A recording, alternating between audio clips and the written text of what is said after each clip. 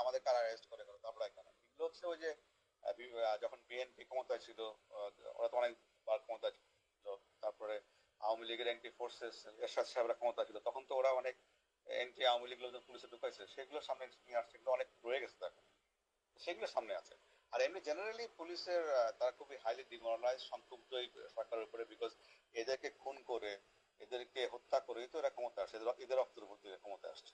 427টা police থানা এবং ফাঁড়িতে attack করা হচ্ছে, অস্ত্রপাতি লুট করা হচ্ছে, প্রেগনেন্ট কনস্টেবলকে পুড়িয়ে মারা হয়েছে। তো এইগুলো তো এরা সহজভাবে নেয় নাই। লোয়ার র্যাঙ্ক, বিশেষ করে কনস্টেবল থেকে ইন্সপেক্টর, এদের একটা বিশাল অংশ তো খুবই আনহ্যাপি, এটা বলতে পারি। তাহলে ওই যে ওই প্রশ্ন, তাহলে আমাদের অ্যারেস্ট করে কারা, ধরে কারা, ধরে হচ্ছে ওই পার্টি। কারণ আপনারা জানেন যে এই আপনার এই 5 তারিখের পরে একটা বিশাল গ্রুপ, অফিসার গ্রুপ, তারা কর্মস্থল ত্যাগ করছে আর আসে নাই। আর তারপরে যেটা করেছে, বা 300-400 অফিসারকে এরা ডিউটি থেকে তুলে নিয়ে সংযুক্ত করে রাখছে, অকার্যকর জায়গা দিয়ে রাখছে। আবার একটা বিশাল সংখ্যক লোক এরা অলরেডি চাকরি থেকে বের করে দিচ্ছে। আর এরা কিছু রিটায়ার্ড লোককে চাকরিতে নিয়ে আসছে।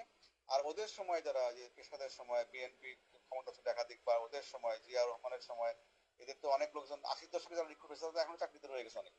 তো 90-র দশকে যারা ঢুকছে তারা তো অনেক চাকরিতে রয়ে গেছে এখনো। তো সেইগুলোকে এরা সামনে নিয়ে আসছে। তো এই লোক এদের সংখ্যা খুব বেশি না। এবং যখন দেখবেন যে আপনারা সংগঠিত হবেন, আপনারা পুলিশকে আপনাদের সঙ্গে পাবেন, এত সন্দেহ আমার নাই। আর আমিও চেষ্টা করতেছি যারা এখন চাকরিতে আছে তাদের সঙ্গে যোগাযোগ করার জন্য, একটা প্ল্যাটফর্ম করার জন্য। দেখা যাক, যদি এটা করতে পারি ইনশাআল্লাহ আরো আরো সুবিধা পাওয়া যাবে। Thank you.